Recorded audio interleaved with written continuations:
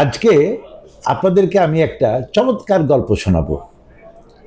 গরিব কাঠুরিয়া ও জলদেবতার গল্প। এই গল্পের প্রথম পর্বটা আমরা সবাই কম বেশি শুনেছি ছোটবেলায়। এটা একটা শিক্ষামূলক গল্প। দ্বিতীয় পর্বটা আপনারা কেউ শোনেননি। কেন? কারণ হচ্ছে এই দ্বিতীয় পর্ব আমার লেখা, আমি না বললে তো আপনারা সেটা শুনতে পারবেন না।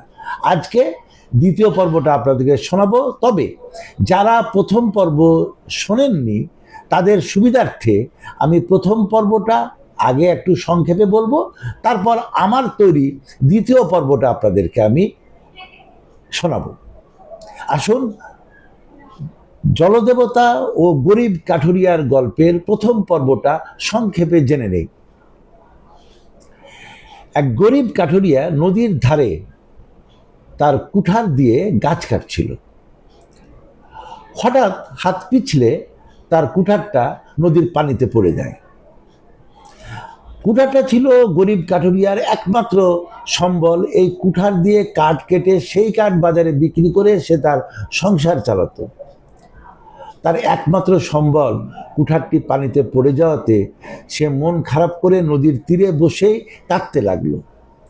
তার কান্না শুনে জলদেবতা পানির ভিতর থেকে উঠে আসলো এবং তাকে বলল, এই কাঠুরিয়া, তোর সমস্যা কি? কাঁদছিস কেন?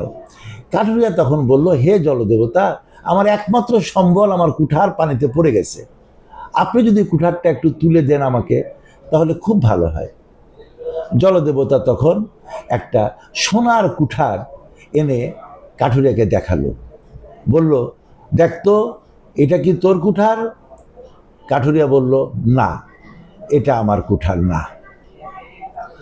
আবার জলদেবতা এবার একটা রূপার কুঠার তুলে আনলো।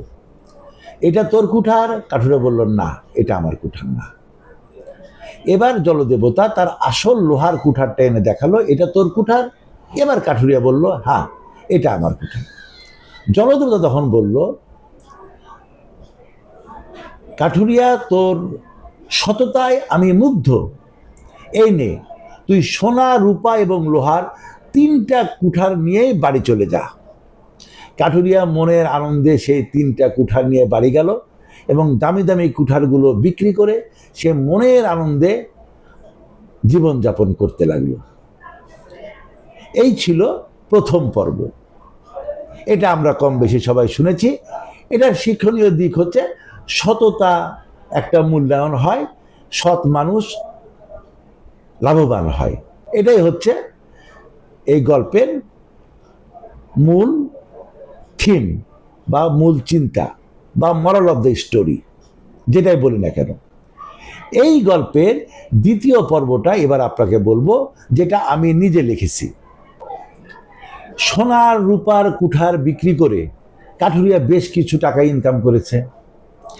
সেই টাকা দিয়ে সুখে শান্তিতে সে সংসার চালাচ্ছে। একদিন বিকালে কাঠুরিয়া তার বউকে নিয়ে নদীর ধারে ঘুরতে বেরিয়েছে। নদীর পাড় দিয়ে হাঁটতে হাঁটতে হঠাৎ কাঠুরিয়ার বউ পা পিছলে পানিতে পড়ে ডুবে গেল। কাঠুরিয়া হতভম্ব, সে নদীর তীরে বসে আবার কাঁদতে লাগলো। জলদেবতা উঠে আসলেন, বললেন, কাঠুরিয়া, তোর কি সমস্যা? এখন তুই কাঁদছিস কেন? এবার কাঠুরিয়া বলল, হে জলদেবতা, আমার একটা মাত্র বউ পানিতে পড়ে গেছে, আপনি যদি তাকে একটু উদ্ধার করে দেন। জলদেবতা তখন অপূর্ব রূপবতী একটা মেয়েকে নিয়ে কাঠুরিয়ার সামনে হাজির করল। তারপর বলল, দেখ তো, এটা কি তোর বউ? কাঠুরিয়ার সাথে সাথে জবাব দিল, হ্যাঁ হ্যাঁ হ্যাঁ, এটাই আমার বউ, এটাই আমার বউ। জলদেবতা খুবই রাগ করলেন। উনি বললেন, আমি তো তোকে সৎ মানুষ মনে করেছিলাম, কিন্তু তুই তো মহাবদ। একটা সুন্দরী মেয়ে দেখলি আর অমনি বলে দিলি এটা তোর বউ। কাঠুরিয়া তখন বিনীত হয়ে বলল, হে জলদেবতা, আপনি আমাকে ভুল বুঝবেন না প্লিজ। আমি এই মেয়ের সৌন্দর্যে মুগ্ধ হয়ে তাকে আমার বউ হিসাবে দাবি করিনি। আমি ভয়ে বলেছি এটা আমার বউ। এবার জলদেবতা বিরক্ত হয়ে বললেন, তোর কিসের ভয়? কাঠুরিয়া জবাবে বলল, আমি তো আপনার সিস্টেম জানি, এই সিস্টেমের ভয়ে আমি এই মেয়েকে আমার বউ হিসাবে দাবি করেছি। আমিও জানি এটা আমার বউ না, আপনিও জানেন এটা আমার বউ না, কিন্তু আমি ভয়ে এটা বলেছি। এবার জলদেবতা তাকে ধমক দিয়ে বললেন, তুই পরিষ্কার করে তোর বক্তব্য বল, আমি তোর কথার মাথা মুন্ডু কিছুই বুঝতে পারছি না। এবার কাঠুরিয়া জবাব দিল, হে জলদেবতা, তাহলে আপনি শোনেন, আমি যদি এই মেয়েকে বলতাম যে আমার বউ না, তখন আপনি কি করতেন? তখন এর সে একটা কম সুন্দরী মেয়ে নিয়ে আসতেন, এসে বলতেন, এটা কি তোর বউ? আমি বলতাম এটাও আমার বউ না। তখন আমার অরিজিনাল বউকে নিয়ে এসে আমাকে বলতেন, এটা কি তোর বউ? তখন আমি বলতাম, হ্যাঁ এটা আমার বউ। তখন আপনি কি করতেন?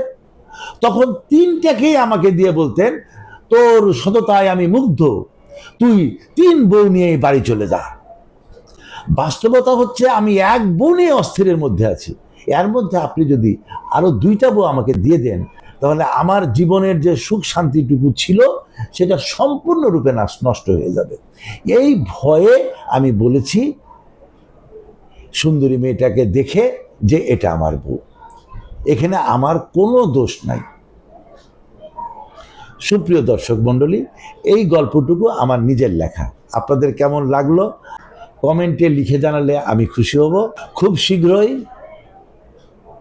এরকম আরেকটা নতুন ভিডিও নিয়ে আপনাদের সাথে দেখা হবে।